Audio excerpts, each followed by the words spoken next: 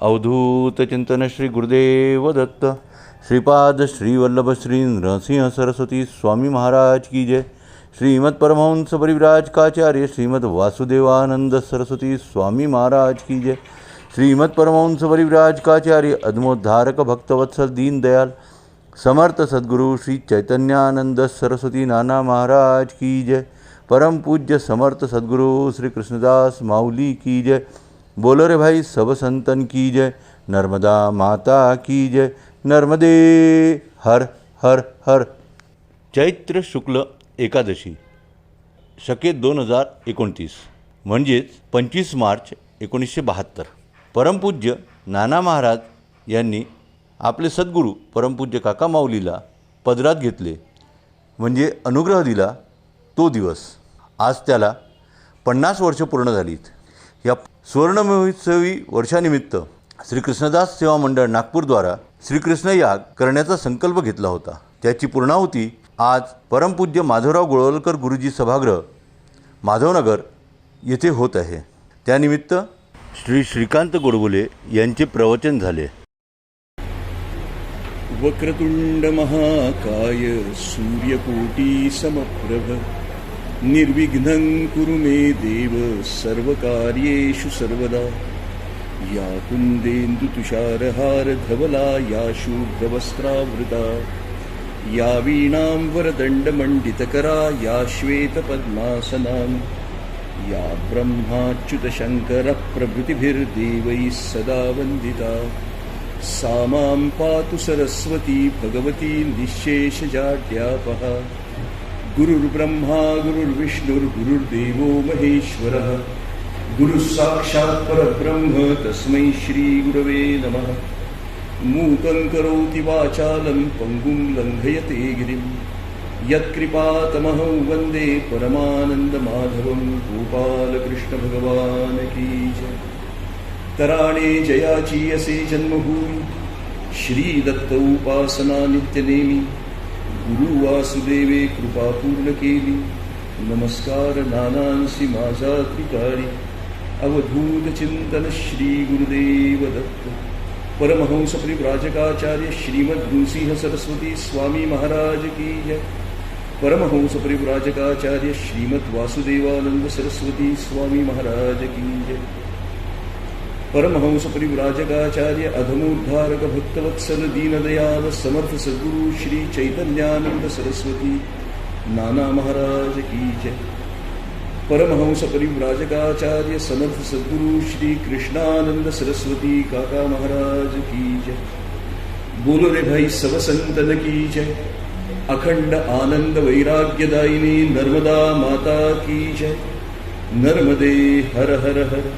गोपाल कृष्ण भगवान की जय। श्रीराम श्रीहरी गुरुदेव दत्त। सर्वप्रथम सर्वांचं मनपूर्वक अभिनंदन करतो। एक 2-2.25 वर्षांच्या सावटानंतर आपण सर्वजण एकत्र आलेलो आहोत आणि नुसतेच एकत्र आलेलो नाही तर परिपूर्ण उत्साह घेऊन एकत्र आलेलो आहोत। कार्यक्रमाच्या तयारीपासून ते आज यज्ञाची सांगता होईपर्यंत आणि आता त्रिपदी वगैरे होईल तोपर्यंत सगळेजण खूप आनंदात आहेत, खूप उत्साहात आहेत। प्रत्येकाच्या चेहऱ्यावरती आनंद ओसंडून वाहताना मी बघतोय आणि खरंच आहे, आनंदाची गोष्ट आहे। 2 वर्ष झाले आपण एकत्र येऊ शकलो नाही, एकत्र कार्यक्रम करू शकलो नाही, ईश्वराची इच्छा। पण आता मात्र ते सावट दूर झालेलं आहे आणि पुन्हा एकदा आपण आनंदाने सर्व उत्सव एकत्रित राहून करणार आहोत असा संकल्प देखील घेतलेला आहे। नाना काकांच्या कृपेने हा पहिला उत्सव म्हणजे अनुग्रह दिनाचा उत्सव यावर्षी झाला होतोय। काकांनी अनुग्रह घेतलेल्याला 50 वर्ष पूर्ण झालेली आहे। सुवर्ण महोत्सवी काळ आहे। 1972 साली काकांनी अनुग्रह घेतला, एकादशीच्या दिनी घेतला. अनुग्रह कसा घ्यावा त्या तिथीवरून लक्षात येतं. एकादश इंद्रियांचा मेळा करून अनुग्रह घ्यायचा. पंचज्ञानेंद्रिय, पंचकर्मेंद्रिय आणि 11वं मन एकत्र करून आणि मग ते सर्व कानात साठवून नानांचे ते अमृतमय शब्द ऐकायचे आहेत. अशा भावनेनी, पूर्ण भावानी काका बसले, मागे बोलू नका, पूर्ण भावानी काका बसलेले आहेत.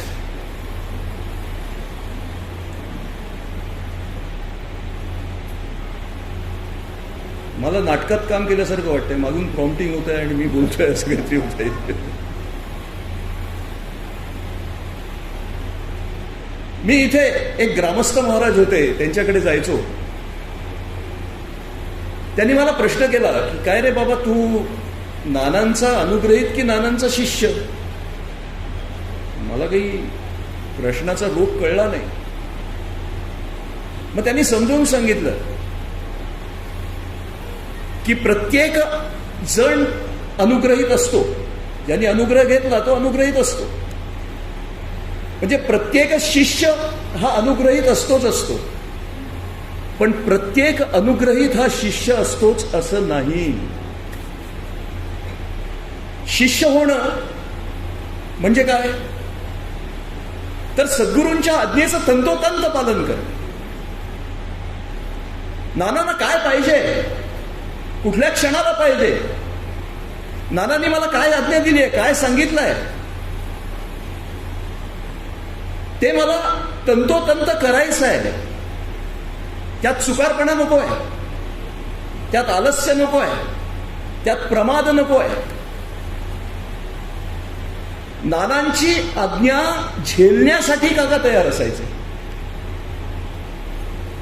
अनेकदा नानांच्या मुखातून शब्द बाहेर निघायचेच नाहीत. काका कृती करून नानांच्या समोर हात जोडून उभे राहायचे. हे कसं होतं? ज्या वेळेला सद्गुरूशी एकतानता येते, तार जुळते सद्गुरूशी, वेवलेन्स जुळतात, त्यावेळेला सद्गुरूच्या मनात काय आहे ते मनात येण्या अगोदर देखील शिष्याला तात्काळ समजतं आणि ती सेवा करून शिष्य पुन्हा उभा राहतो. मालामध्ये गोखले राहतात कोठी रोडला. माझा अनुग्रह तिथे झाला आणि त्या ठिकाणी नाना हॉलमध्ये बसायचे. रात्रीच्या वेळेला त्यांच्या दर्शनाला येणारी मंडळी असायची. काका बाहेरच्या बाकड्यावरती, तसं बेंच आहे बाहेर त्यांचं ठेवलेलं, त्या बेंचवरती पोहडलेले असायचे डोळे मिटून. थकायचे दिवसभर काम करून, सेवा करून. शरीर आहे, थकणारच. पण आतमध्ये जो कार्यक्रम चालू असायचा त्यावेळेला काका बोलावल्यासारखे कसे यायचे हे आश्चर्य आम्हाला वाटायचं. हे काका पटकन उठायचे, आत यायचे, नानांच्या कानाजवळ जायचे आणि त्यांचा जो काही परवलीचा शब्द होता तो शब्द उच्चारायचे. त्याबरोबर नाना मान डोलवायचे.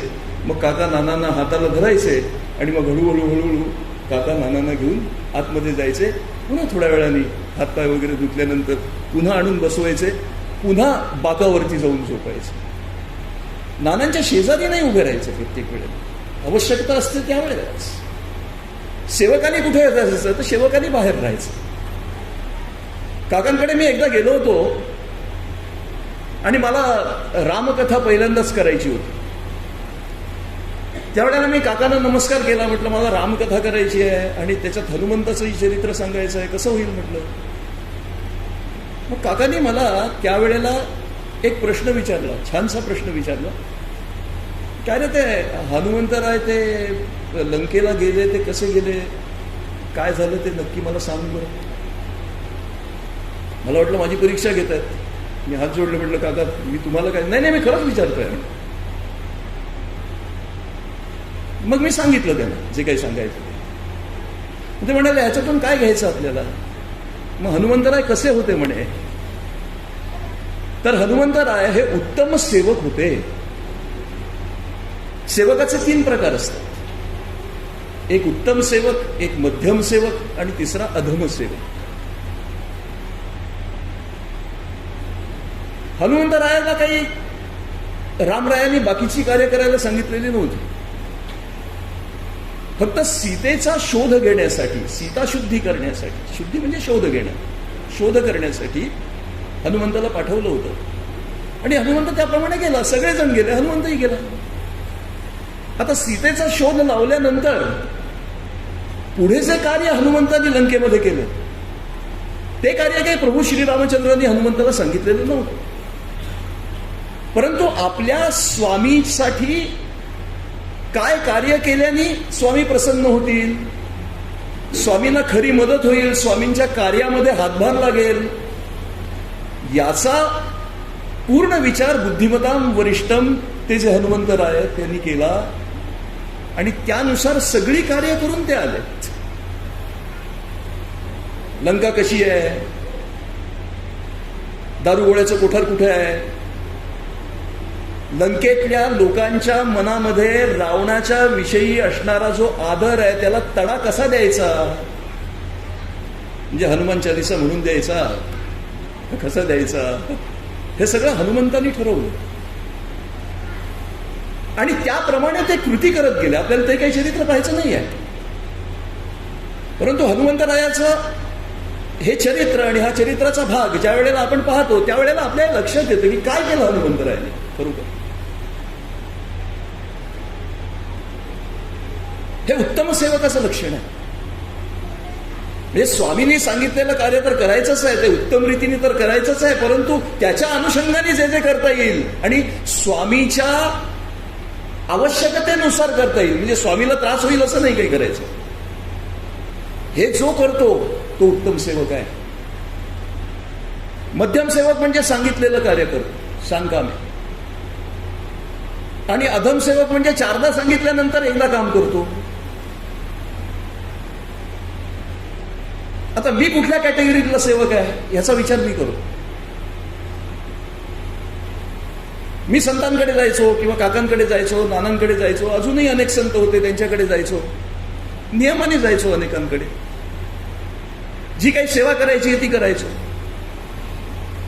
एक दिवशी एका संतांनी माझी कानउघडणी केली. म्हणजे तुम्ही जेवून खाऊन येता, तुमची सगळी कामं करून येता, फावल्या वेळात येता आणि मग आमची सेवा करायला येता आणि पुन्हा वरून मेखी मिरवता की मी सेवा केली. या सेवेचा काय अर्थ आहे? सद्गुरूला जी सेवा अपेक्षित आहे, जी आवश्यक आहे, ती सेवा करणं हे सेवकाचं कर्तव्य आहे. मी अनुग्रहित आणि शिष्य याच्यातला फरक सांगतो. गुरूंकडून कान फुंकून घेतले, अनुग्रहित झालो, पण शिष्य बनायचं तर गुरुना अपेक्षित काय आहे ते केलं पाहिजे. मग माझ्याही मनात विचार आला, आपल्या प्रत्येकाच्या मनात विचारायला आला पाहिजे की आपण काका नाही बनू शकत का? आपल्याला कोणी अडवलंय का?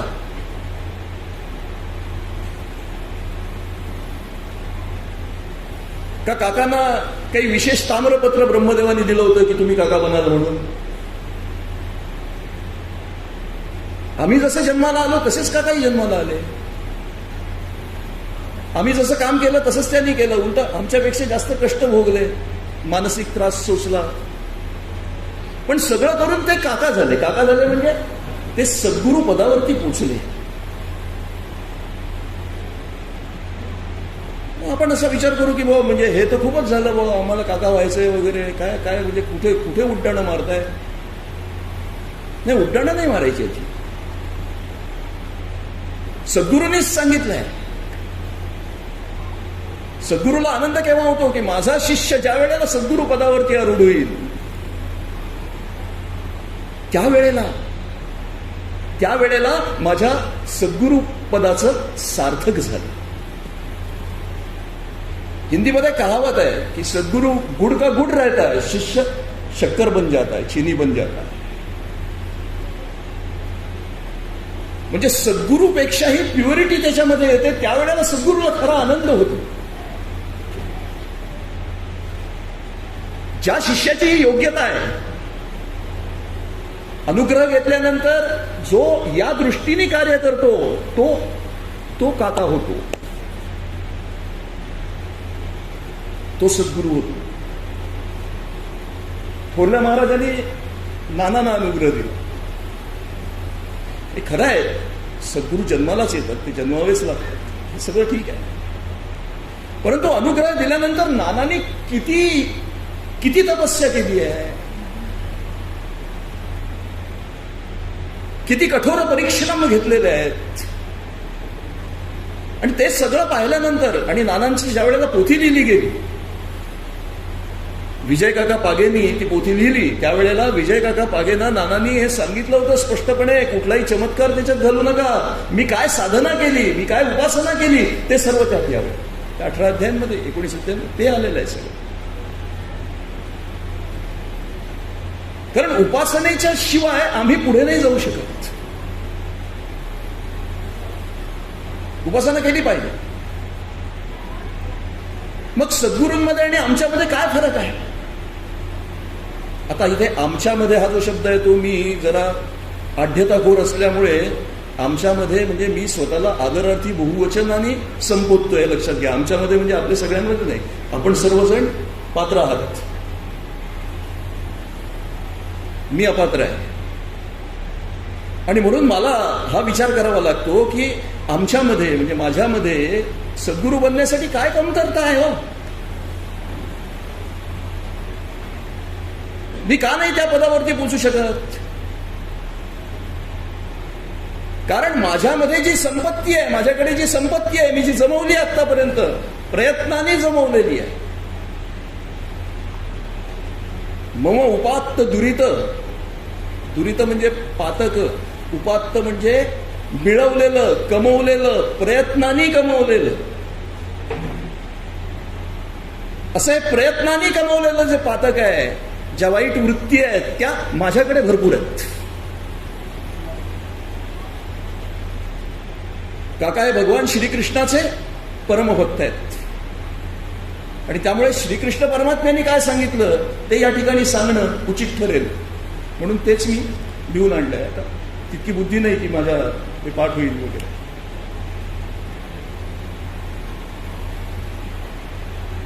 मग आपल्याला सद्गुरू पदावरती पोचायचं असेल तर काय करावं लागेल? किंवा संत आणि आपण याच्यात फरक आहे, तो कोणता आहे, कशामुळे तो फरक आहे? तर तो फरक, ही जी आमची संपत्ती आहे ती आम्ही मिळवलेली संपत्ती, ही असुरी संपत्ती आहे. आणि संतांनी मिळवलेली संपत्ती, प्रयत्नपूर्वक मिळवलेली संपत्ती, ही दैवी संपत्ती आहे. भगवद्गीतेतला 16वा अध्याय आहे. अर्जुनाला भगवान श्रीकृष्ण सांगतात की बाबा रे, तुला दैवी संपत्ती प्राप्त करून घ्यायची आहे, तेव्हा तू माझ्या पदाला येऊन पोचणारस. आणि प्रत्येकाचं कर्तव्य आहे त्या पदाला जाऊन पोचणं. त्यासाठी आम्ही अनेक जन्मांपासून प्रयत्न करतो. हा जन्म आणि काकांसारखे आम्हाला सद्गुरू लाभले आहेत, ही आम्हाला सुवर्ण संधी मिळालेली आहे. आणि ती जर आम्ही दळवली तर आमच्यासारखे करंटे आम्हीच. ती संधी नाही दवडतात. भोग तर भोगायचेच आहेत. भोग म्हणजे चांगले भोग म्हणतोय मी, भुक्ती ज्याला म्हणतो. पण मुक्ती मिळवणं हे फार महत्वाचं आहे. आणि ती जीवनमुक्ती मिळवणं हे सर्वात महत्वाचं, अधिक महत्वाचं आहे. म्हणजे आम्ही सर्व काही करत असून, सगळ्या व्यवहारात असून आम्ही मोकळे असले पाहिजे. जो असा राहू शकतो तो दैवी संपत्तीने युक्त आहे आणि तो संत असतो. आणि आम्ही असुरी संपत्तीने युक्त असतो, म्हणून आम्ही संत बनू शकत नाही. मग त्या दैवी संपत्तीचे काही गुण सांगितलेले आहेत, त्याचे गुण वाचले तर ते कोणाचे गुण आहेत? तर ते काकांचे गुण आहेत, ते नानांचे गुण आहेत, ते स्वामींचे गुण आहेत, ते बापूराव महाराजांचे गुण आहेत, ते मायबाईंचे गुण आहेत, ते सर्व संतांचे गुण आहेत. रामदास स्वामींचे म्हणा, नामदेव महाराजांचे म्हणा, तुकाराम महाराजांचे म्हणा, त्या गुणांनी परिपूर्ण आहेत ते संत. ते गुण आम्हाला प्राप्त करून घ्यायचे आहेत. आणि ज्या वेळेला ते गुण आम्ही प्राप्त करून घेऊ त्यावेळेला काकांना खऱ्या अर्थाने आनंद होईल की वाह, अब कुछ जम गई बात, अब मजा आ रहा. आणि आम्ही करू शकतो, संसारात राहून करू शकतो. सर्व काही असताना विरक्त राहणं हे फार महत्वाचं आहे.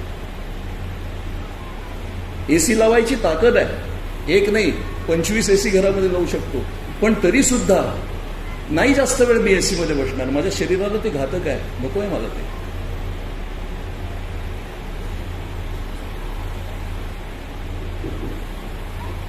वाटेल तितकी संपत्ती आहे, वाटेल तो उपभोग मी घेऊ शकतो, पण नाही मी फर्स्ट क्लास मधनं नाही जाणार. मी बस आता नाही सेकंड क्लास मधनं जात आहेत, थोडा त्रास होतो, एसी 3 टायर मधनं जाईन, पण जाईन. म्हणजे उगाचच मी माझ्या पैशाचं प्रदर्शनही करणार नाही आणि त्याचा अनाठाई उपभोग देखील घेणार नाही. असं ज्याला वाटेल तो खरा विरक्त आहे.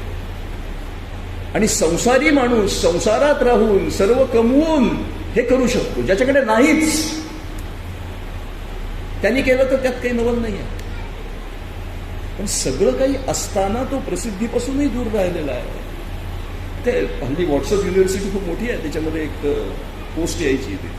अमिताभ बच्चन बसले होते, विमानात बसले होते, सगळेजण त्यांना हॅलो हाय करत होते, नमस्कार करत होते. प्रत्येकाला खूप अभिमान वाटत होता की अमिताभ बच्चन बरोबर आम्ही प्रवास करतोय. त्यांच्या शेजारी एक जण बसला होता, सगळ्यांना माहिती आहे, तो पण आपला पेपर वाचत होता. शेजारी अमिताभ बच्चन बसलाय याचा त्याला काही फिकीर नव्हती. शेवटी अमिताभ बच्चनला राहवलं नाही. त्यांनी असं विचारलं, म्हणजे काय म्हणे तुम्ही सिनेमा वगैरे पाहता का? नाही म्हणे मी सिनेमा वगैरे नाही पाहत, वेळच नाही मिळत, काय करू. नाही मी कोण आहे तुम्हाला माहिती आहे? नाही म्हणाले. मी अमिताभ बच्चन आहे, अँग्री यंग मॅन म्हणतात मला, मी सुपरस्टार आहे, राजेश खन्ना नंतरचा सुपरस्टार मीच, वगैरे वगैरे. असं अमिताभ बोलले नसतील, पण हे सगळं सांगतात ते शांतपणे ऐकत होते. वा वा, छान छान, हात मिळवला, धन्यवाद. पुन्हा आपला पेपर वाचत बसले. राहून राहून आश्चर्य वाटलं की बाबा ह्या माणसाला आपण अमिताभ आहोत याचा काहीच आश्चर्याचा धक्का नाही बसला. ह्याला खूप असा आनंद नाही झाला की आपल्या शेजारी अमिताभ बसलाय. दादा ना शेवटी त्यांनी विचारलं आपण कोण? मग त्यांनी सांगितलं की मी टाटा, एवढ्या मोठ्या एम्पायरचा मालक. तेव्हा अमिताभ बच्चन म्हणाले की मला तेव्हा माझे डोळे उघडले की एवढा मोठा माणूस इतका साधा असू शकतो. या वैराग्याला महत्व आहे. तर असं वैराग्य संसारी माणूस अंगी बनू शकतो ज्याच्याकडे काहीच नाही आहे. त्या माणसाने सर्वेवर विजय मिळवला तर काय मिळवलं? काहीच नाही. ठीक आहे बाबा, अरे करायलाच घरात कोणी नाही, त्यामुळे जे मिळेल ते खायचं आहे, खातोय आपला बिचारा. पण संसारात राहून चवीवर विजय मिळवला आहे. जे पौष्टिक आहे तेच खातोय, शरीराला आवश्यक आहे तेच खातोय. उगाच जिभेचे चोचले पुरवत नाही आहे, डॉक्टरांची धन करत नाहीये नंतर.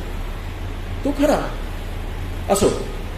मला थोडंसं घड्याळाचं भान नाही आहे बरं, मला थोडंसं दिलं समोर तर मी म्हणजे आटोपतं घेईन नंतर, म्हणजे नाही तर नंतर. तरी दैवी संपत्ती कोणती आहे तर भगवान सांगतायत. श्री भगवान उवाच अभयं सत्त्वसंशुद्धिर् ज्ञानयोग व्यवस्थितिः दानंदमश्च यज्ञश्च स्वाध्यायस्तप आर्जवम्. पहिल्या श्लोकामध्ये सांगतात. काही गोष्टी सांगितल्यात, काही मुद्दे दिलेत, काय काय गुण पाहिजेत. तर त्याच्यात सांगितलं अभय, सत्वसंशुद्धी, ज्ञानयोग व्यवस्थिती, दान, दम, यज्ञ, स्वाध्याय, तप, आर्जव. हे काही गुण आहेत. अजूनही काही गुण आहेत. हे गुण आले पाहिजेत. मग पहिला गुण कोणता? आता अभय. अभय म्हणजे भय नसणारी स्थिती, भीती न वाटणं. आपण एकांतात बसावं आणि विचार करावा की मी निर्भय आहे का, मी निर्भीड आहे का, मी निर्भीक आहे का भेकड आहे का भीरू आहे. भीती माझ्या पाठीशी लागली आहे का, भीतीचा ब्रह्मराक्षस माझ्या पाठीशी लागला आहे का. मला वाटतं 99.99% उत्तरं हीच येतील की हो, मी घाबरतो, कुठल्या ना कुठल्या तरी कारणाला घाबरतो. कशालाच घाबरत नसेल तर स्वयंपाकघरात भांड्याचा आवाज जोरात झाला तरी घाबरतो, पण घाबरतो. भीतीची पात्र असतात प्रत्येकाची. काही सिच्युएशन असते, त्या सिच्युएशनला तो घाबरतो. उंचावर गेल्यावर घाबरतो, पुलात गेल्यावर घाबरतो, मोठा आवाज झाल्यावर घाबरतो, दचकतो, काही प्राणी दिसला तर दचकतो, झुरळ दिसल्यावर घाबरतो, कशालाही घाबरतो. पण हे जे अभय आहे, हे अभय काय आहे? जे आपल्याला इष्ट असतं ते आपल्या हातून सुटेल की काय याची माणसाला भीती असते. जे आपल्याला इष्ट आहे, म्हणजे आपल्याला आवश्यक आहे, आपल्याला आवडतं आहे, ते आपल्या हातून जाईल का काय? कोणी हिरावून तर नेणार नाही, नैसर्गिक आपत्तीत तर जाणार नाही, ह्याची भीती असते. पण अभय ज्याच्या ठाई आहे त्याला ही भीती नसते. त्याला माहिती आहे इथे जे मिळालेलं आहे ते पंचमहाभूतांचं आहे, नश्वर आहे, ते कायमचं नाही आहे, भ्रामक आहे. ते माझं नव्हतं, त्यामुळे माझं असण्याचा प्रश्नच उद्भवत नाही. आणि माझं जे नाही ते माझ्यापासून गेलं काय आणि माझ्याजवळ राहिलं काय. विनाकारण उद्या जाईल या भीतीने आजचा जो चांगला क्षण आहे तो आम्ही वाया घालवतो, दवडतो. संत तो दवडत नाही. अभय हा त्यांचा गुण असतो. जे आपल्याला इष्ट असतं ते आपल्यातून निष्ठेल का काय, सुटेल का काय, आणि जे आपल्याला अनिष्ट आहे ते आपल्याला मिळेल की काय, त्याचा संयोग होईल का काय, याची भीती माणसाला वाटत असते. जे नको असतं ते आपल्या अंगावर येईल का काय. अशा अनेक गोष्टी असतात. इथे नको, मला गडचिरोलीला बदली नको, ती येईल का काय. अमका साहेब मला नको, माझ्यापेक्षा कमी शिकलेला मठ्ठ साहेब म्हणून मला नको, तो मला मिळेल का काय. नोकरीत मला त्रास तर नाही होणार. माझ्या घरामध्ये माझा मुलगा मग माझं ऐकणार तर नाही उद्या, म्हणजे मी सांगितलं आणि माझ्या आज्ञेचा भंग करून तो निघून गेला, लग्न झाल्यानंतर त्यांनी मला विचारलं नाही, असं तर नाही होणार. किती विचार आम्ही करत असतो.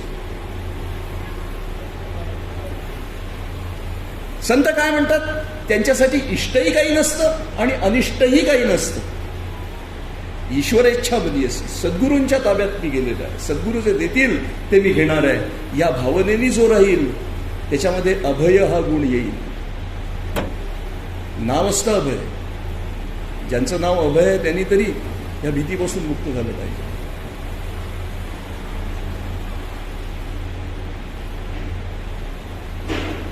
भीती नको. काही मिळण्याची आशाच ठेवली नाही आणि काही जाण्याची भीतीच बाळगली नाही. कसं माणूस अभय नाही बाळगणार, कसा निर्भय नाही होणार. होईलच. भय कसं असतं माहितीये, माझ्या प्रतिष्ठेला धक्का बसेल का काय. एक प्रतिष्ठा असते, एक गुडविल असतं माणसाचं, एक समाजातला एक स्तर असतो, तो जपण्याचा माणूस प्रयत्न करत असतो. त्या स्तराच्या खाली तर मी उतरणार नाही. माझी प्रतिष्ठा तर कोणी ढासळवणार नाही, मला कोणी ब्लेम तर करणार नाही उगाच. माझा अपमान होईल का. कितीदा अपमानाचे प्रसंग येतात. जो माणूस आपल्या पात्रतेचा नसतो तो आपल्याला उद्धटासारखं बोलतो, अपमान होतो आपला. माझा अपमान तर होणार नाही. कोणी माझी निंदा तर करणार नाही. तोंडावर निंदा करणारे कमी असतात, मागून निंदा करणारे खूप असतात. करू नये मागून निंदा, लक्षात घ्या. मागून जर निंदा केली तर त्याचा दोष आपल्याला लागत असतो. असो, मला रोगराई तर होणार नाही, नसता रोग तर मला धरणार नाही. भीतीची एक ना अनेक भूतप्रेत तर मला लागणार नाही, मला राजदंड तर मिळणार नाही, पोलीस तर मला पकडून देणार नाहीत. आणि सर्वात महत्वाची भीती म्हणजे मला मरण तर येणार नाही. मरण तर येणार आहे, प्रत्येकाला येणार आहे, पण आत्ता नको यायला. हे सगळं होऊ दे व्यवस्थित. 80 वर्षाची म्हातारी ज्या वेळेला सांगते माझ्या नातवाचं लग्न झाल्यानंतर मग मी गेले तर बरं, काय करायचंय नातवाचं लग्न होऊन? आत्ता नातू तुमचा आहे, लग्न झाल्यावर तुमचा थोडाच राहणार आहे, तो बायकोचा होईल. मग वाईट वाटेल, अरे वा आता तू यायला विचारायला तयार नाही, येतही नाही अजिबात भेटायला.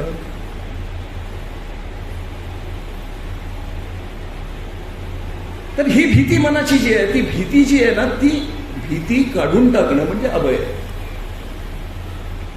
सत्व संशुद्धी दुसरा गुण सांगितला. सत्व म्हणजे अंतःकरण, अंतःकरणाला सत्व म्हणतात. संस्कृतमध्ये जे शब्द असतात ना त्याला अनेक अर्थ असतात. सत्व म्हणजे या ठिकाणी अंतःकरण. संशुद्धी म्हणजे अंतःकरणाची शुद्धी, ही फार महत्वाची असते, फार महत्वाची असते. 75व्याचा वाढदिवस काकांचा अमृत महोत्सव होता या ठिकाणी, ह्याच हॉलमध्ये बाहेर, आणि तुला वगैरे लावली होती, काकांना तुलेवर बसवलं होतं. तुला वगैरे झाली काकांची, तो महोत्सव खूप छान झाला. मी गेलो होतो आणि एकाला काका म्हणत होते, आता थकलो रे. काका तरुणांनाच जवळ करायचे जास्त, म्हातारी मंडळी जायची त्यांच्या जवळ, पण तरुणांशी जास्त बोलायचे काका, कारण भविष्याची पिढी चांगली घडली पाहिजे. तर त्याला असं ते म्हणाले, अरे थकलो रे आता. किती साधा आणि सरळ विचार काकांनी व्यक्त केला होता. तो माणूस काय म्हणतो माहितीये, निर्लज्ज. तो म्हणतो हो, असं खालीवर होऊन होऊन होऊन थकायला होतच. काय शब्द होत आपण आपल्या सद्गुरूंना बोलतोय. काका काहीच बोलले नाहीत, हसले, विषय बदलला. काय विचित्रपण आहे. अंतःकरण शुद्ध ठेवायचं. एक 75 वर्षाचा माणूस, थकलेला माणूस असं म्हणतोय मी थकलो आता. अनेकांना अनेक उपदेश केले, अनेकांना चांगले मार्ग दाखवले, नाही जात लोक नीट, नाही माझ्या मनासारखं वागत लोक. आणि माझं मन म्हणजे माझं एकट्याचं मन नाही, ते विश्वमन आहे, ते ईश्वराचं मन आहे, ती ईश्वराची इच्छा आहे.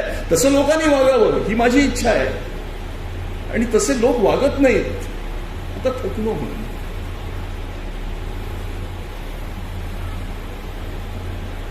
आणि हे महाशय, विद्वान महाशय म्हणतात, हो असं खालीवर खालीवर होऊन होऊन थकायला होतच.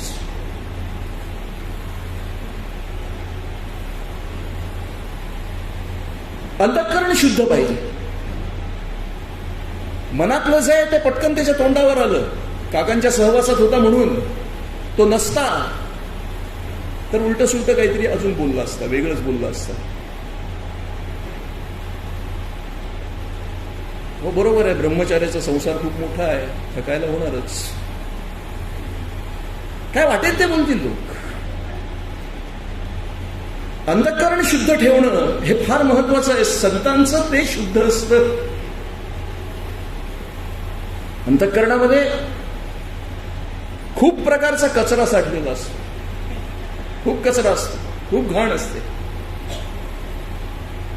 दुसऱ्याच्या मनामध्ये कधी डोकावू नये, भगवंताला सांगू नये याच्या मनात काय आहे हे मला कळावं. अरे बाप रे, इतकं भयानक असतं ते. ज्याला कळतं ना तो माणूस अक्षरशः संतापून लाल बुंद होऊन जाईल. लक्षात, जर तो खऱ्या गुरुचा चिला नसेल तर.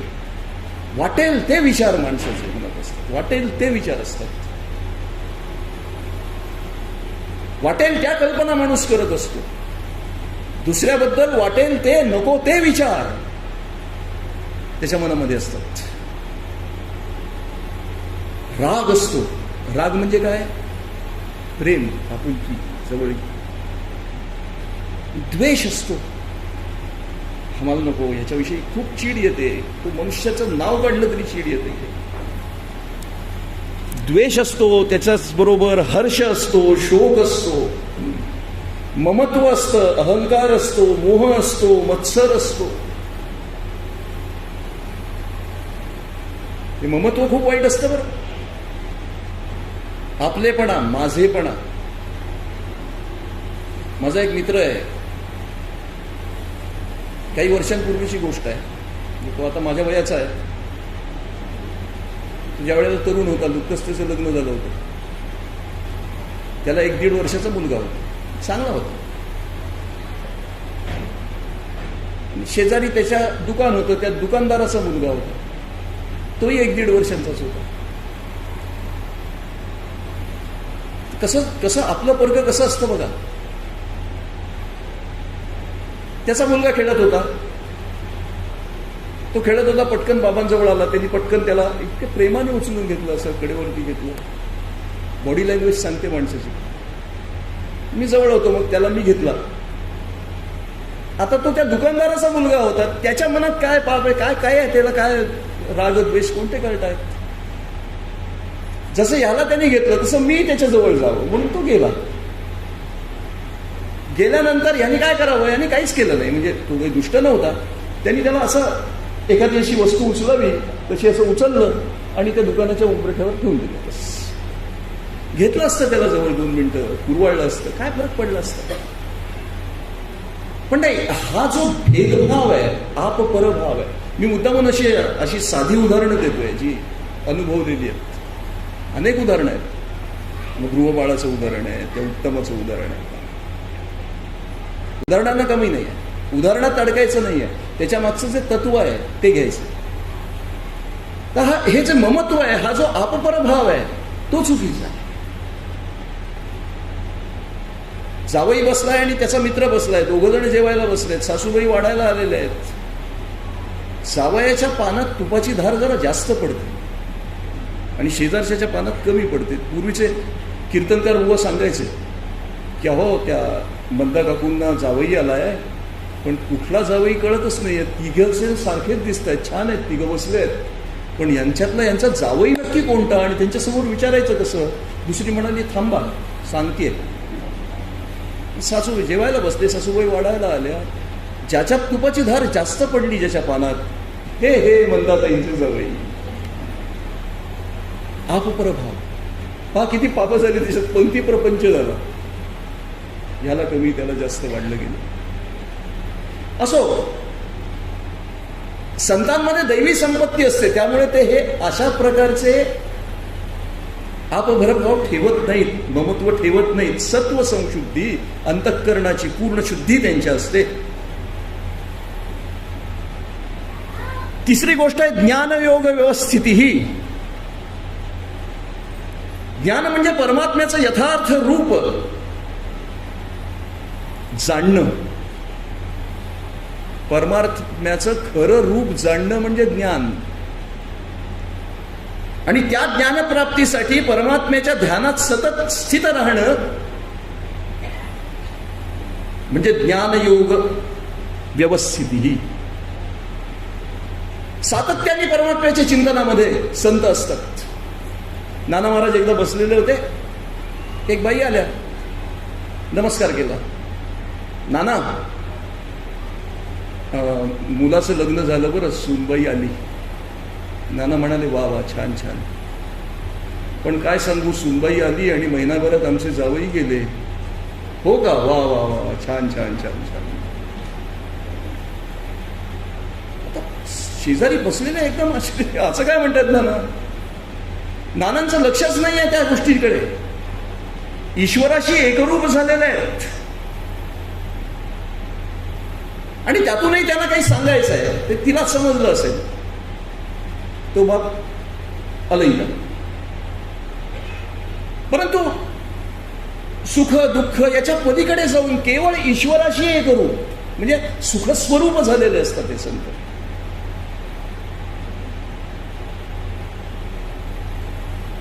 देवतांना एकदा इथे आलेले असताना मोठ्या प्रेमाने आग्रहाने लोकांनी सिनेमाला नेलं. त्यांनी नानांना विचारलं, नानांनी दिली आज्ञा, जा. आता नानांनी आज्ञा दिली तर जायचंच आहे. गेले सिनेमा पाहायला. खरी घडलेली घटना सांगतोय बघ. सिनेमा पाहून आले. कोणता होता मला माहीत नाही, कारण मी नव्हतो त्याच्यात. सिनेमा बघून आले. आल्यानंतर बसले आणि मग देवतांना विचारलं, देवता कसा होता सिनेमा, काय काय पाहिलं सिनेमात. गंमत म्हणून लोकांनी विचारलं. काय सांगू, सगळीकडे नानाच नाना दिसत होते. देवतांचं उत्तर होतं, सातत्याने सद्गुरूचं चिंतन, सातत्याने ईश्वराशी एकरूपता ही संतांची असते. आपल्याला वाटतं संतांना मनातलं कळतं, पण समर्थ रामदास स्वामींनी सांगितलंय ते मी सांगतो. अंगुळीशी वेदना. अंगुळी म्हणजे आपलं बोट. एका बोटाला जखम झाली तर त्याच्या शेजारचं जे बोट आहे त्याला त्याची जाणीव नसते. जर एका बोटाची वेदना शेजारच्या बोटाला जर समजत नाहीये, याचा अर्थ स्पष्टपणे असा आहे की दुसऱ्याच्या मनातलं आपल्याला कसं कळेल, नाही कळणार. समर्थांनी सांगितलेलं आहे, दासबोधामध्ये सांगितलेलं आहे. तुम्ही म्हणाल काय बोलताय, काकांना तर मनातलं कळायचं, सगळ्यांना अनुभव आहे. नानांना मनातलं कळायचं, सगळ्यांना अनुभव आहे. मग मनातलं कळायचं म्हणजे काय, अहो त्यांचं मनच ईश्वराचं मन झालेलं आहे. आमचं मन कोतं आहे, लहान आहे. त्यांचं मन विशाल आहे आणि ते विशाल झाल्यामुळे सर्व कळलेलं आहे. अहो सगळ्यांनाच कळतं. मंगळागौरीची पूजा झालेली आहे आणि सगळ्या वशेळ्या खेळतायत. आणि नुकतंच लग्न झालेली ती मुलगी जावयाला तिच्याशिवाय राहवत नाहीये. तो गॅलरीत कुठल्या तरी कोपऱ्यात उभा आहे आणि तिथनं तो खेळ पाहतोय आणि तिथून तो नेत्रपल्लवी करतो. बस तिला कळतं आणि ती काहीतरी कारण सांगून पटकन धावत आपल्या नवऱ्याकडे निघून जाते. हे त्याला तिच्या मनातलं कळलं का, कळलं. कारण त्याचं मन हे एका युनिटमध्ये बद्ध नव्हतं. आता त्याचं मन थोडं मोठं झालं. तो आणि त्याची पत्नी याच्यामध्ये ते एकत्रित झालं. म्हणून त्याच्या पत्नीच्या मनात नक्की काय आहे हे त्याला कळतं आणि त्या पत्नीलाही कळतं की आपल्या नवऱ्याला नक्की काय हवं आहे, काय खायला दिलं म्हणजे तो खुश होईल, तिलाही समजतं. मी एक साधं उदाहरण दिलंय. तसं संतांचं मन हे विशाल असतं. त्यांचं विश्वमन झालेलं. विश्वमन हे फार लहान आहे. विश्वमनाच्याही पेक्षा पलीकडे ते ब्रह्ममय झालेले असतात आणि त्यामुळे त्यांच्या मनात जे येतं तेच निश्चितपणे समोरच्याच्या मनात असतं त्यावेळेला, किंवा समोरच्याच्या मनात येत असतं ते त्यांना कळतं. काहीतरी ऑब्स्ट्रॅकल येतो आणि मग ते काहीतरी सांगितलं. कठीण आहे हा विषय. तुम्हाला पटावा असं मुळीच नाही. परंतु मन विशाल करणं, ईश्वराशी एकरूप करणं, एकरूप झाल्यानंतर या सगळ्या गोष्टी योगाने जमतात. योग म्हणजे ईश्वराशी एकरूपत्व. ईश्वराशी ज्या वेळेला एकरूपत्व झालं त्यावेळेला सर्व विश्वात काय चाललंय हे इथे बसून समजतं. तसं ते काकांना समजत होते, तसं ते नानांना समजत होते. ज्ञानयोग व्यवस्थिती ही चौथं दानम. दान करत असतात. आपल्या वेळेचं दान करतात, बुद्धीचं दान करतात, विद्येचं दान करतात, अन्नाचं दान करतात, संपत्तीचं दान करतात, पशुचं दान करतात, सुखाचं दान करतात. खूप दान करत असतात. सातत्याने त्यांचे हात नेहमी, आता काकांचे अशा हाताचा फोटो आहे नाही, कायम देणारेच आहेत ते. हे सातत्याने दान करत असतात. पण हे दान कसं निष्काम भावाने करायचं असतं. एखाद्याला चांगली नोकरी लागेल असा आशीर्वाद काकांनी दिला आणि त्याला खरोखरच उत्तम नोकरी लागली. काकांची अपेक्षा असते का की याला उत्तम नोकरी लागल्यानंतर काही रक्कम आपल्या सद्गुरू फंडामध्ये जमा करावी? नाही. तो चांगलाच वागेल याची गॅरंटी नसते. दिलं, विसरलं. आम्ही दान देतो, लोकांना मात्र सांगतो, कुणाला सांगू नका बरं मी दिलंय म्हणून, कुणाला सांगू नका बरं मी दिलंय म्हणून. काही सांगण्याची आवश्यकता नाही. आम्ही दान देतो ते लोकांना कळावं ही आमची अपेक्षा असते. आणि संत निष्काम भावनांनी आणि गुप्ततेने दान देत असतात. कर्तव्य भावनेने हे दान केलं जातं. कोणावर उपकार म्हणून दान दिलं जात नाही. कर्तव्य भावना आहे, माझं कर्तव्य आहे. माझ्या समोर आलेल्या माणसाचा अभाव दूर करणं हे माझं कर्तव्य आहे. प्रत्येक व्यक्तिमात्राचं कर्तव्य आहे, प्रत्येक मनुष्यमात्राचं कर्तव्य आहे आणि ते केलं पाहिजे. हे संतांना ठाऊक आहे. देश काल आणि पात्राचा विचार करून हे दान केलं जातं. कोणाला द्यायचं आहे, कुठल्या वेळेला काय द्यायचं, काय दिलं पाहिजे याचा विचार केला गेला पाहिजे. त्या कालाचा विचार केला पाहिजे. पात्र त्याला काय जरुरी आहे त्याचा विचार केला पाहिजे. तो त्याचा उपभोग कसा घेईल याचा विचार केला पाहिजे आणि ते दान दिलं पाहिजे. असं भगवंत अर्जुनाला सांगतायत. अन्न, वस्त्र, औषध, विद्या, धन, वस्तू, जमीन, पशु या अशा अनेक गोष्टींचं दान जे करत असतात ते संत होत असतात. दमहा, दम म्हणजे इंद्रियांना विषयांकडून वळवून, विषयांपासून हटवून आपल्या ताब्यात आणणं म्हणजे दम. याला उपाय अनेक आहेत. इंद्रियांना ताब्यात आणण्याचे उपाय अनेक आहेत. एकदा समर्थांना खीर खावीशी वाटली. कशी मला खीर खावीशी वाटली? का माझा जिभेवर ताबा नाही? समर्थांनी काय केलं? अजून खीर आणा, अजून खीर आणा, अजून खीर आणा.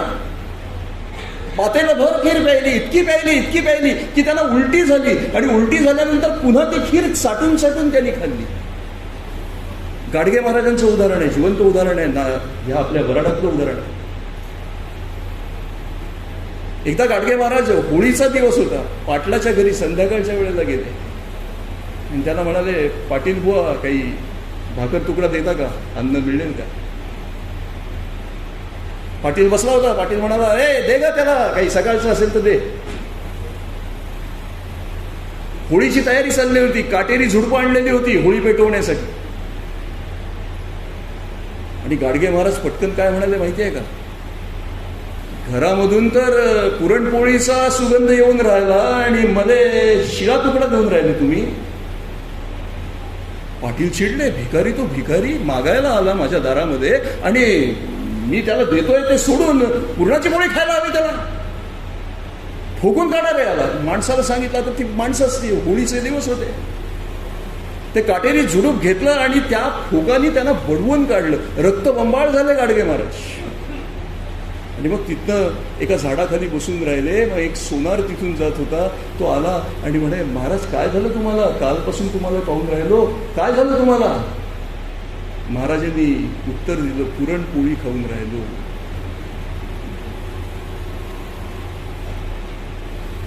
ज्या वासना मनामध्ये येतात त्या वासनांना आवर घातला पाहिजे आणि संत तो आवर घालत असतात. आवर घालत असतात. कोल्हापूरला एक बाई होत्या, नाना गेले असताना. म्हणजे नानांना त्यांनी विचारलं, नाना आज जेवायला काय करू? नाना जेवायला काय करू? नाना म्हणाले, काही करा. नाही, काय करू जेवायला? काही करा. शेवटी नाना थोडेसे रागावल्यासारखं त्यांनी केलं आणि म्हणाले, काहीही करा पण तिखट करू नका बस. काकाने लिहिलंय की अरे नाना सांगतायत त्यांना चवीशी काही घेणं देणंच नाही आहे. त्यांना काय पाहिजे ते तुम्ही ओळखा, ते तुम्ही त्यांना द्या. ते काय खायला आलेत काही? काय वासनाच नसते संतांना. वासनेवर त्यांनी विजय मिळवलेला असतो, विजय प्राप्त केलेला असतो. काकांच्या बाबतीतही अनेकदा मी ऐकलं, काकांना ते पावटे आवडतात म्हणे, पावट्याची उसळ आवडते. कोणी म्हणतं काकांना दहीवडा आवडतो, कोणी म्हणतं काकांना आप्पे आवडतात. वेगवेगळ्या ठिकाणी वेगवेगळ्या गोष्टी सांगतात. कारण काका तिथे गेले असं म्हणा, वा छान झालंय बरं, मला आवडतं असं म्हणत असतं. काय आवड निवडीच्या पलीकडे काका गेलेले आहेत. आणि काका उत्तम स्वयंपाक बनवू शकत होते, हे लक्षात घेतलं पाहिजे आपल्याला. उत्तम प्रकारचे स्वयंपाक काकांना बनवता येत होता. स्वयंपाकघरात जाऊन साधं दहीवडा जरी करायचा म्हटला तरी काकांनी जे मला सांगितलं होतं ते मी सांगतोय या ठिकाणी. काकांची माफी मागून सांगतो. चांगलं दही आदमुरं असलं पाहिजे, ते चांगलं रवीने घुसळलं पाहिजे, जास्त पाणी नाही घालायचं त्याच्यात. पातळ नाही करायचं, गोड दही असलं पाहिजे. त्याच्यात थोडीशी साखर घालायची, थोडंसं आलं वाटून लावायचं दह्याला, थोडीशी धण्याची पूड टाकायची, अधिक नाही टाकायची, थोडी कोथिंबीर लावायची आणि मग दहीवडा तळल्यानंतर तो पाण्यात घालून चांगला असा पिळून मग दह्यात सोडायचा आणि मग तो दहीवडा खूप छान लागतो. मला काकांनी सांगितलं होतं. म्हणजे त्यांना दहीवडा कसा करायचा हे माहिती होतं. मग आम्ही नुसतं आपल्या ते असतं ते असं त्याच्यातनं पडतं, त्याच्यातनं थोडंसं तिखट टाकतो, थोडीशी जिरेपूड टाकतो, थोडंसं दही असतं, ते आंबट आहे की गोड आहे पाहत नाही, त्याच्यात वडा घालतो, दिला काकांच्या समोर ठेवून.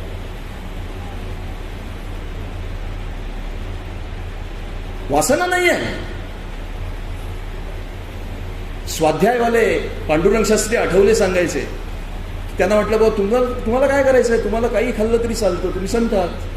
तर म्हणे मी काही जनावर नाही आहे आंबोण खायला, मी चवीने खातो, कोशिंबीरही खातो, चटणी खातो, भाजी खातो, आमटी खातो, जे काही असेल ते सगळं चवीने खातो, असं पांडुरंग शास्त्री म्हणायचं. हा भाग सोडून देऊ, परंतु वासना संतांना नसते. यज्ञ यज्ञ, देवता, अतिथी, ब्राह्मण, महात्मा, माता, पिता, ज्येष्ठ यांना सन्मान देणं म्हणजे यज्ञ आहे. अतिथी आल्यानंतर त्याला सन्मानाने खाऊ पिऊ घालणं हा यज्ञ आहे. भगवद्गीतेमध्ये तर भगवंतांनी सांगितलं होतं की बाबा जप म्हणजे मी आहे. विभूती युगामध्ये सांगितलं मी यज्ञ आहे, जप यज्ञ हा मी आहे. नामस्मरण यज्ञ आहे.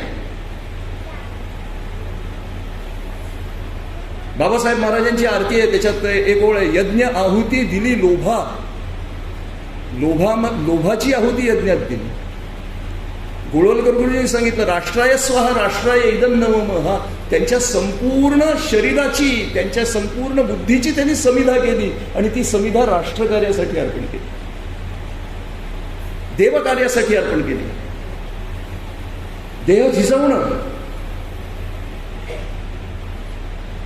संत सेवेत काया झिजवणं, जनसेवेसाठी काया झिजवावी असं सांगितलं. आणि संत हे आपलं शरीर झिजवत असतात, समाजाच्या उत्थानासाठी, आमच्या उन्नतीसाठी झिजवत असतात, कष्ट घेत असतात. अनेक जण म्हणतात ना की त्याचा रोग त्यांनी घेतला, त्याचा रोग त्यांनी घेतला. खरं खोटं आपल्याला माहित नाही, ते त्या संतांना ठाऊक आणि ज्याचा रोग त्यांनी घेतला त्या माणसाला ठाऊक. तर काय घेतला का नाही घेतला, का योगायोग होता, काहीच माहित नाही आपल्याला. त्यावेळी आपण भाष्यही करू नये. कारण कोणाला असं सांगितलं का, काकांनी असं सांगितलं का मी अमक्याचा रोग घेतला म्हणून? मला तर नाही सांगितलं. मला नानांनी सुद्धा असं सांगितलं नाही की मी अमक्याचा रोग घेतला म्हणून. त्यांना माहिती, आपल्याला काय, आपण नाही त्यांचं ते विश्लेषण नाही करू शकत. परंतु जनसेवा, सातत्याने लोकांची सेवा, त्याच्यासाठी कष्टायचं, वाटेल ती सेवा करायची. स्वतःला नाही मिळालं तरी चालेल, दुसऱ्याला पोटभर द्यायचं, ही संतांची वृत्ती असते. हा यज्ञ आहे. देवयज्ञ आहे, पितृयज्ञ आहे, पशुयज्ञ आहे, ब्रह्मयज्ञ आहे, अतिथीयज्ञ आहे, मातृयज्ञ आहे, जपयज्ञ आहे, निरनिराळ्या प्रकारची हवनं वगैरे वगैरे हे सगळे यज्ञ आहेत. ते यज्ञ केले पाहिजेत. ते यज्ञ करून जी संपदा प्राप्त होते ती संपदा म्हणजे देवी संपत्ती आहे. स्वाध्याय म्हणजे वेदध्ययन. ईश्वराचं गुणसंकीर्तन करायचं, नामस्मरण करायचं, ईश्वराच्या लीलांचं गायन करायचं, त्याचं वर्णन करायचं, 6 शास्त्रांचं अध्ययन करायचं, 18 पुराणं वाचायची, त्यांचा विचार करायचा, महाकाव्य वाचायची, इतिहास वाचायचे, त्यांचं पठण करायचं, पाठण करायचं. चैतन्याचा आनंद लिहिणं हा सुद्धा एक यज्ञ आहे ना. सद्गुरूंच्या कथा संकलित करायच्या, सद्गुरूंचं चरित्र संकलित करायचं, ते द्यायचं, लोकांपर्यंत द्यायचं. किती कष्ट घेतले असतील काकांनी. त्यातून काहीतरी लोकांना प्राप्त व्हावं, काहीतरी मार्ग गवसावा. आम्ही रामकथा ऐकतो, आम्ही कृष्णकथा ऐकतो, मनोरंजन म्हणून ऐकतो की रामाचं चरित्र आम्हाला समजावं, रामाचं चरित्र काकांना काय समजलं आणि ते काय सांगू इच्छितात हे कळावं म्हणून त्यांनी रामकथा लिहिली. हा विचार करून आम्ही रामकथा ऐकतो. ठीक आहे, मनोरंजन होतं, ज्ञानरंजन होतं, ठीक आहे, आपण ते करायचंच. पण रामकथेचं पुस्तक आहे, एकदा ते वाचायचं, उघडायचं, त्याच्यात काय लिहिलं आहे वारंवार वाचायचं. वारंवार नवनवीन अर्थ आपल्या लक्षात येतात, उलगडत जातात. याला स्वाध्याय म्हणतात. तप, स्वधर्माच्या पालनासाठी कष्ट सहन करून अंतःकरण आणि इंद्रियांना तापवणं म्हणजे तप आहे. स्वधर्माच्या रक्षणासाठी कष्ट सहन करायचे, अंतःकरण तापवायचं आहे, मनाच्या विरुद्ध होत आहे तरी शांत राहायचं आहे, कठीण कठीण परिस्थितीमध्ये जायचं आहे, निंद्याने उपासना करायची आहे, तप करायचं आहे. किती केलं ना. गायत्री पुरस्चरण काकांनी केलं. सकाळी उठून पूर्ण नानांची सेवा करून वरच्या खोलीमध्ये जाऊन बसायचे, गायत्री पुरस्चरण. दुपारच्या वेळेला ते काही भोजनाची थोडासा असेल आहार घ्यायची ती वेळ यायची, त्यावेळेला ते यायचे, नाना वरती जाऊन त्यांच्याजवळ बसायचे, संध्याकाळपर्यंत ते करायचे, पुन्हा संध्याकाळी नानांच्या सेवेत हजर व्हायचे. तप आहे. 3 वाजता नाना उठत असत. काका ज्या वेळेला नानांकडे सेवेसाठी गेले त्यावेळेला नानांना काकांनी एक महत्वाचा असा मुद्दा नानांसाठी केला. काय केलं की नानांचा जो चहा आहे तो पारवशानी नाही द्यायचा. काकांनी सुरुवात केली. काका नानांच्या आधी आंघोळ करून तयार व्हायचे आणि मग पहिला जो चहा नानांचा आहे तो स्नान केलेल्या अवस्थेमध्ये मग ते नानांना द्यायचे. म्हणजे नानांची आंघोळ नाही, काकांची आंघोळ. आंघोळ करून मग ते नानांना चहा पाजले. आणि रात्री 12पर्यंत, 1पर्यंत, 2पर्यंत सुद्धा भोजनं व्हायची. नानाचा जागृतच होते ना, अखंड जागृत. तुम्ही असं काका म्हणतात ना नानांच्या स्वतः. ते झोपायचेच नाहीत, फार कमी झोपायचे, परंतु त्यांच्या नंतर डोळा मिटायचे आणि नानांच्या आधी डोळे उघडायचे आणि मग कामाला लागायचे. किती कष्ट आहेत, किती कष्ट आहेत. विचार करण्याचं. ठीक आहे, नानांना संपूर्ण आपली म्हणजे जी काही निष्ठा आहे ती नानांना काकांनी अर्पण केली, आपण पण नाना गृहस्थ होते ना, त्यांच्या घरामध्ये माणसं होती ना, आणि व्यक्ती तितक्या प्रकृती असतात. त्या सगळ्यांची मनं जिंकणं त्या ठिकाणी राहून किती कष्ट पडले असतील, किती मानसिक यातना झाले असतील. काकांना विचार केला पाहिजे. रामकथा सांगताना मला असं मी म्हणायचो, राम वनवासात गेले 14 वर्ष, काट्याकुट्यातून गेले वगैरे वगैरे. आता परवा चपला घालून आम्ही उत्तर वाहिनीला गेलो, त्या चपलेतनं काटे घुसले, ते काढायला लागत होते, ते थोडे थोडे टोचत होते तरी सुद्धा. नुसतं म्हणणं कठीण सोपं आहे, पण ते करणं फार कठीण आहे. आणि काकांनी ते केलेलं आहे. आयुष्यभर त्यांनी आपल्या संपूर्ण शरीराची आहुती दिलेली आहे, आपल्या सर्व बुद्धिमत्तेची आहुती दिलेली आहे, आपल्या सगळ्या सुखाची आहुती काकांनी दिलेली आहे. तप,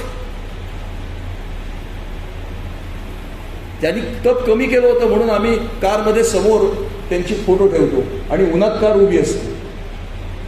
अजूनही त्यांना तप करायला लावतो. मला टीका नाही करायची पण खरंच आपल्या समोर काका पाहिजे. ठीक आहे, पण ते किती तापतात. ती काही बसायची जागा आहे?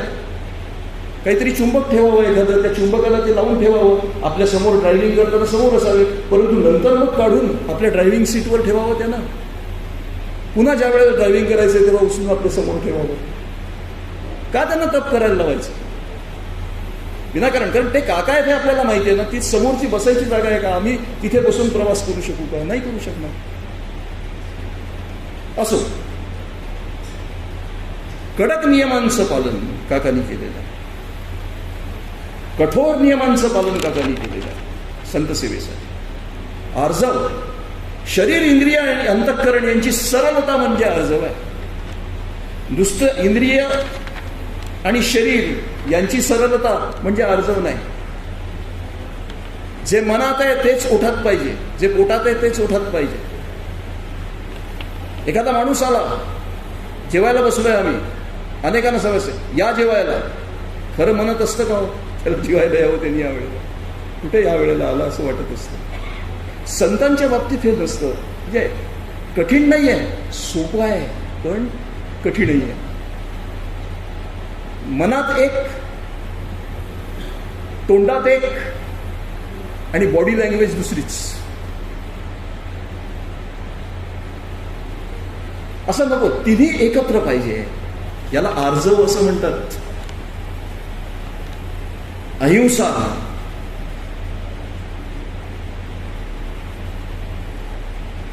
पुढच्या अशा काही गोष्टी अजून सांगितलेल्या आहेत, सगळ्या मी सांगत नाही आहे.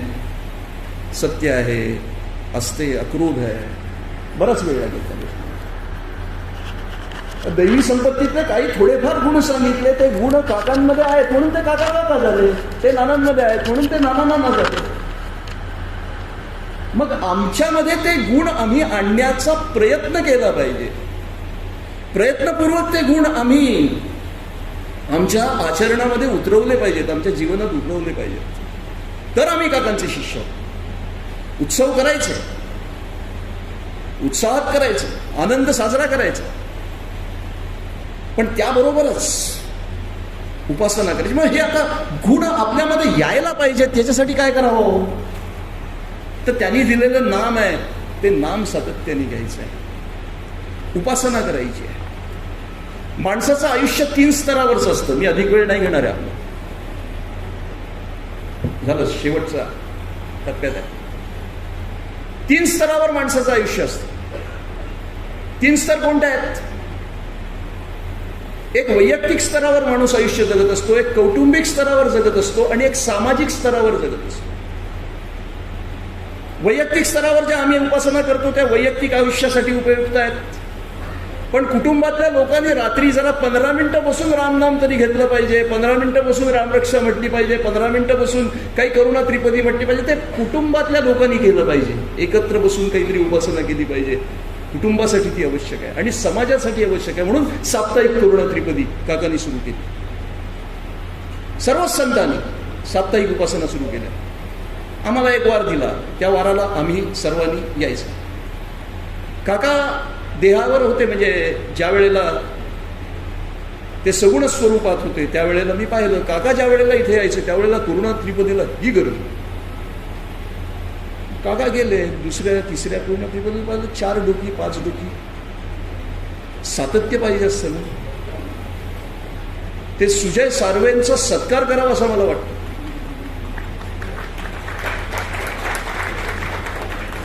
खरोखरच काकांनी त्यांना सांगितलं की सुजय, तू सगळ्यांना निरोप द्यायचा.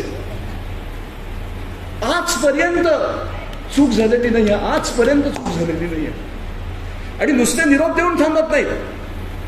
त्या तिकडे टीव्ही टॉवरपाशी राहतात, ते थकून येतात. कुठेही करुणा त्रिपदी असेल, बरोबर आपल्या 2 व्हीलरवरनं जातात, करुणा त्रिपदी अटेंड करतात आणि घरी जातात. आणि याचा कुठेही म्हणजे हे नाही की बघ दुटाचे मी निरोप देतो असं करतो. आम्हाला प्रत्येकाला उद्योग आहेत ना. नाही आठवड्याला जात आहे, ठीक आहे, महिन्यातनं एकदा तरी ठरवावं. आपल्या एरियामध्ये करुणा त्रिपदी असताना तरी आम्ही करुणा त्रिपदीला गेलं पाहिजे. आमच्यासाठी काकांनी सांगितलंय, सामाजिक स्तरावर उपासना झाली पाहिजे. आपल्या या गटावरती कुठल्याही प्रकारचं संकट येऊ नये म्हणून करुणा त्रिपदी आहे आमच्यासाठी, सगळ्यांसाठी काकाने ठेवली. प्रत्येकाला, कुणाला 1 वार दिला, कुठल्या गावाला 2रा वार दिला, 3रा वार. आम्ही उपस्थित राहायलाच पाहिजे. 2-3 गोष्टी होतात. ज्याच्या घरी करुणा त्रिपदी आहे, अन्नशांती होते. हो, जो काही तो देतो घरामध्ये. अन्नदान नाही म्हटलं काकांनी, अन्नशांती म्हटलं. आनंद होतो. नसेल आता माझी ऐपत नाहीये समजा, माझे 2-3 मित्र आहेत ना, ते येतील माझ्याकडे ज्या दिवशी करुणा त्रिपदी आहे, ते येतील, ते स्वतः तयारी करतील. काही ना काहीतरी प्रसाद दिलाच पाहिजे, जेवण दिलंच पाहिजे असं बंधन नाही, आणि जेवण द्यायलाच नको असाही नियम नाही. दोन्ही बाजूनी बघा. पण करुणा त्रिपदीला आम्ही उपस्थित राहायला पाहिजे, आणि ते राहायला पाहिजे. म्हणून आता सुजयरावांना माझी एक विनंती आहे. आता त्यांनी मानावीच असं मी म्हणत नाही, पण आपला जो करुणा त्रिपदीचा कार्यक्रम आहे तो आपण एका शनिवारपर्यंतच जो सीमित ठेवतो, तो 4 शनिवारचा तयार करावा. दुःख होतं, अरे बा ह्या शनिवारी कोणी तुमच्याकडे ठेवता का, जरा तुमच्याकडे ठेवता का, असं त्यांना विचारायला लागतं. आमचे एवढे परिवार आहेत, अरे लोकांनी हे केलं पाहिजे, अरे 2 वर्ष झाली माझ्याकडे करुणा त्रिपदी नाही झाली, आता झालीच पाहिजे माझ्याकडे, असं म्हटलं पाहिजे. कुणी घ्यायला तयार नसतं. असं होऊ नये. हे मी माझ्या मनाने सांगत नाहीये. मला काका स्वप्नात आले आणि काकांनी करुणा त्रिपदी बरोबर बोलायला सांगितलं, म्हणून मी बोलतो.